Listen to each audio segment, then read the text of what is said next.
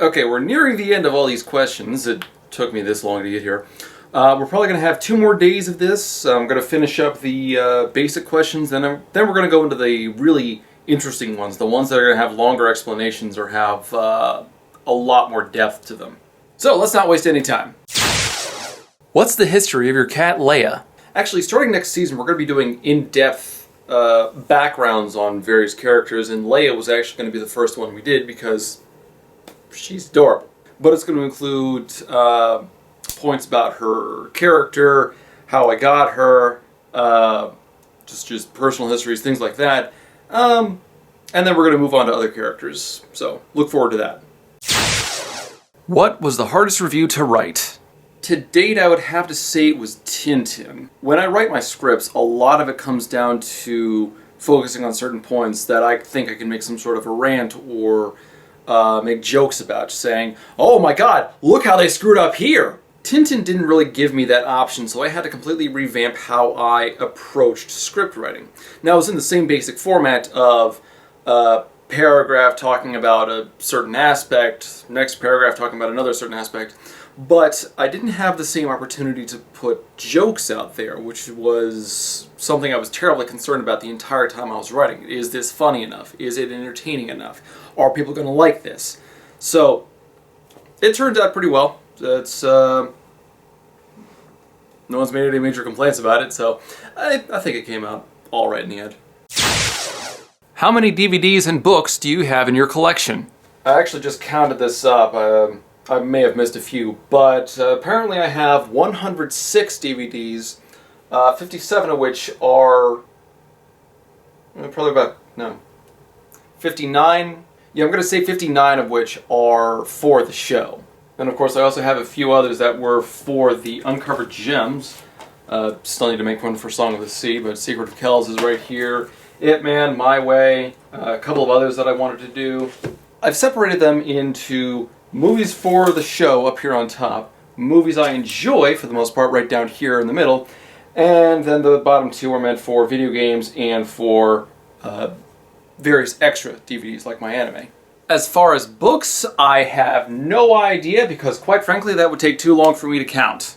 However, will you ever give us a book tour of your library? That is not a bad idea, actually. Not exactly sure how I would do it because I would have to take these apart. I mean, these 3 shelves, or 4 shelves, are actually double stacked. Oh, plus I have all these books right up here on the top that you can't see at the current angle.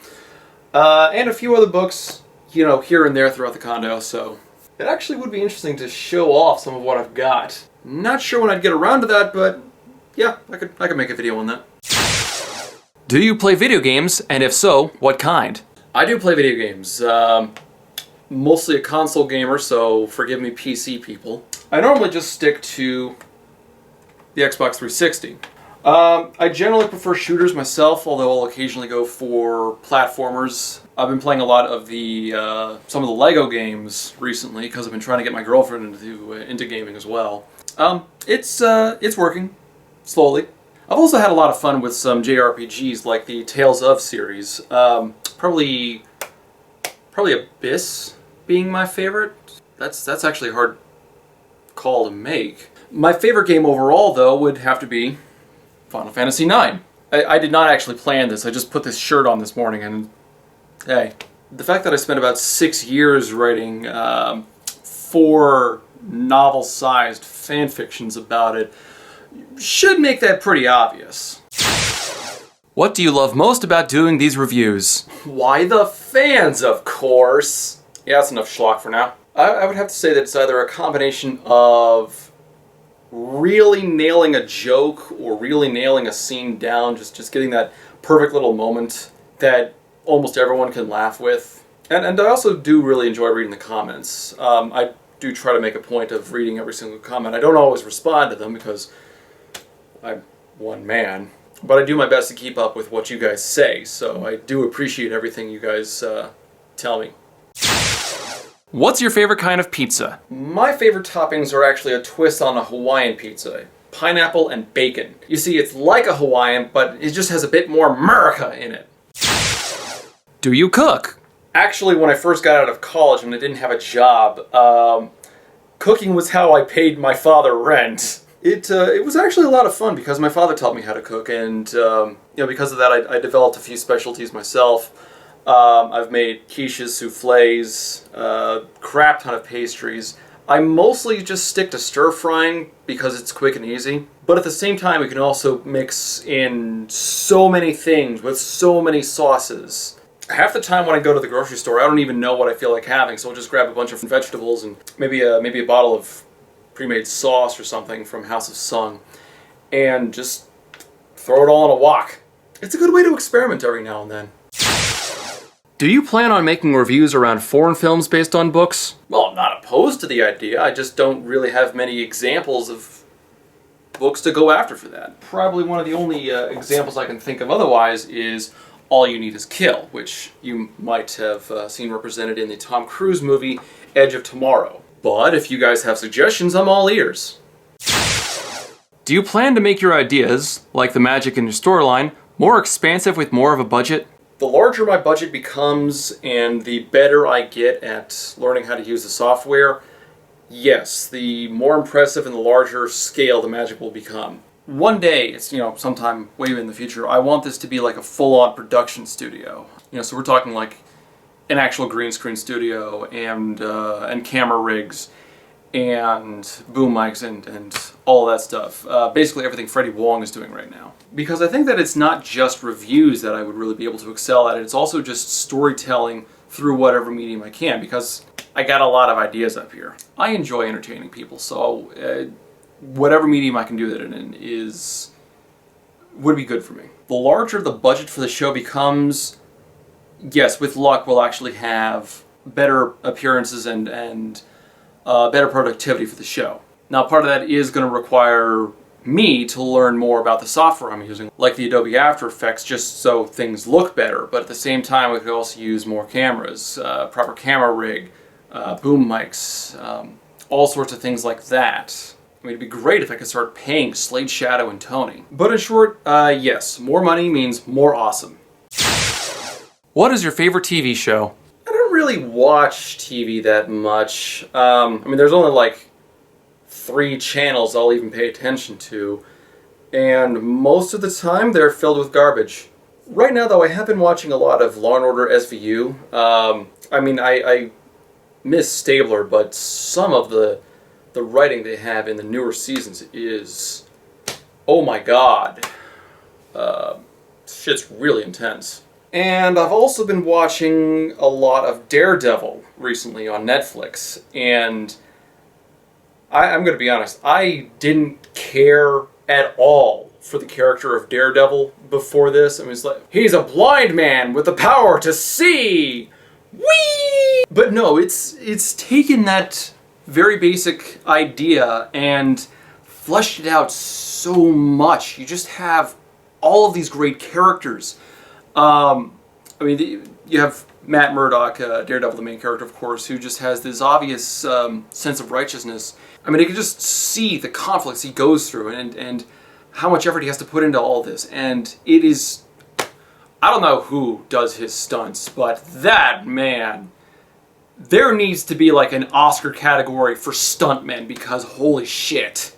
Then of course you have his partner and best friend, Foggy, who comes off as completely ridiculous. He's the comedy relief.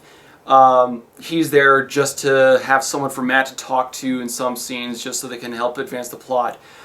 But every once in a while, he has that moment where, out of fucking nowhere, he just straight up lawyers your ass, and you realize he's not just a goofy, ridiculous character. He is a really talented lawyer. And those moments come out of nowhere and just strike you upside the head, and you realize, holy shit, this is extremely well written. And the villain, I'm not going to reveal who it is, but he's this vile, psychopathic, violent bastard.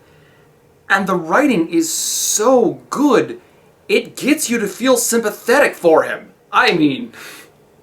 Seriously, how many times can you say you felt like that? Seriously, just really watch this series. It's good. In fact, I'm going to amend that. Put Daredevil down for my favorite TV show. How much do you read for fun? Not nearly as much as I would like. Depending upon what I'm reading, I'll try to get at least a chapter in a day, depending upon, well, on a regular day. On weekends, I might sit down for a little more than that if I have time. It's usually when I have to get all my errands and crap like that done. But between that and reading for the show, honestly not that much. I really have to make like a big push for something if I'm trying to meet a deadline, like if I have to read a book by a certain point. So I'll be able to get a few, easily several chapters in a day if I'm doing that. But that means that that's just another aspect of the show that I can't work on. So I can't edit, I can't watch the movie, I can't research, things like that. It's all about balancing, really. As far as reading for fun, usually reading for the show takes up more of my time, but every once in a while I do get to just read a for fun book. I try to slip one in every now and then, just so I'm not focusing entirely on adaptations, just mix it up a little, make it fun. Depending upon how good the book actually is, might get through it in a week or two. Because there's nothing better than just sitting down in a recliner with like a warm drink and a book, is there? Can you name an adaptation that should be remade? The first thing that comes to mind would be Eragon, and that's largely because everyone just keeps complaining about it and saying it had so much potential and the series is actually really good and all that stuff. And apparently there was a petition going around to get it remade. No idea if it's still going on. Probably not. But yeah, I figure Eragon would be unique enough of a story if it was allowed to tell the story the book's told at a decent pace. And it didn't rush along everything, and it didn't butcher all the characters, and it didn't completely forego the magic system, and I actually got the facts right, and it didn't cause continuity errors for later in the series, and it did, oh, fucking hell, they screwed that up. I'm gonna have to do like a retrospective or something on Eragon now. What are your thoughts on Shakespeare? I actually really like Shakespeare, with Hamlet being my favorite play. Oh, and actually, here we go. We have the Kenneth Branagh version, which is my favorite version out of a lot of them. This is what, like 4 hours or something like this? This movie is insanely long. This is your afternoon. Shakespeare's actually credited for creating 400 unique words for the English language. My favorite which being dire. I mean, come on, that's a good word, isn't it? Dire. Dire circumstances. Dire situation. Dire wolf. That's a good word.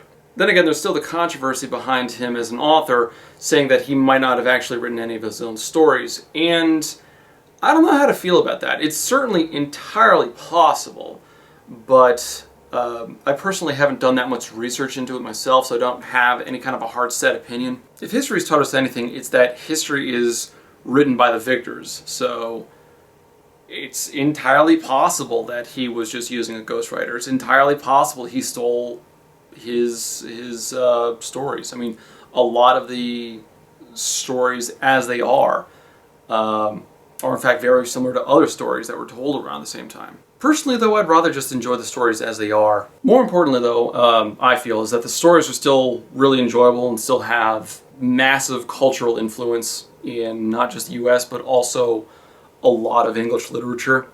So, he's good. I like Shakespeare. So that's the majority of the questions that I was given. I'm sorry that if I didn't get to your question or if you didn't receive exactly the type of answer that you wanted. I mean, there's only so much time I can really dedicate to this. I'm taking time away from the show to actually do this. So I don't want to do too much of this for too long. I'm going to cut it down to just one more video of Q&A. And that's going to be for my top 9 questions. Why top 9? Because I'm a lazy shit and 10 is just too much effort. I'm kidding, 9's my favorite number. So guys, I hope you've enjoyed the questions and answers so far, and I hope you join me for the final video that I'll be doing, should be out tomorrow. I do hope you guys enjoy it because a lot of it's going to be fun. And I will see you tomorrow.